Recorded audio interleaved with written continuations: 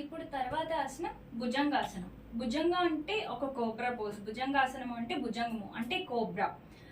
అసలు దీనికి cobra pose అని పేరెందుకు వచ్చింది, లేదా భుజంగాసనం అని పేరెందుకు వచ్చింది? ఈ ఆసనం చాలా సింపుల్, కానీ దీని వెనకాల ఉన్న రీజన్ చాలా ఇంపార్టెంట్. అంటే చాలా మంది జనాలు ఇది ప్రాక్టీస్ చేయాలి. ఎందుకు అంటే ఈ పోజ్ దేనికి సింబల్ అంటే మనలో భయం పోవడానికి ఈ పోజ్ ప్రాక్టీస్ చేస్తారు. సో దీనికి భుజంగాసనం అని పేరెందుకు వచ్చింది అంటే కోబ్రా పోజ్. కోబ్రా అనేది ఫియర్ లేకుండా చేయడం అనమాట.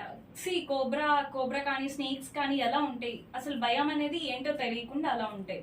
మనం కూడా అలానే ఉండాలి అని సింబలైజ్ చేయడానికి ఈ కోబ్రా పోజ్ ని మనం ప్రాక్టీస్ చేస్తాం. మనం అబ్జర్వ్ చేస్తే పరమేశ్వరుడి మెడలో కూడా ఒక కోబ్రా ఉంటుంది, అలానే వినాయకుడి నడుముకి కూడా స్నేక్ కోబ్రా అలా ఉంటుంది. సో దీని అర్థం ఏంటి అంటే మనం ఫియర్ ని ఓవర్కమ్ చేయడానికి భుజంగాసనం ప్రాక్టీస్ చేయాలి.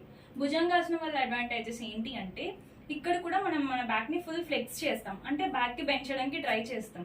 దీనివల్ల మనకి స్పైన్ లో ఎలాంటి ప్రాబ్లమ్స్ అనేవి ఉండవు.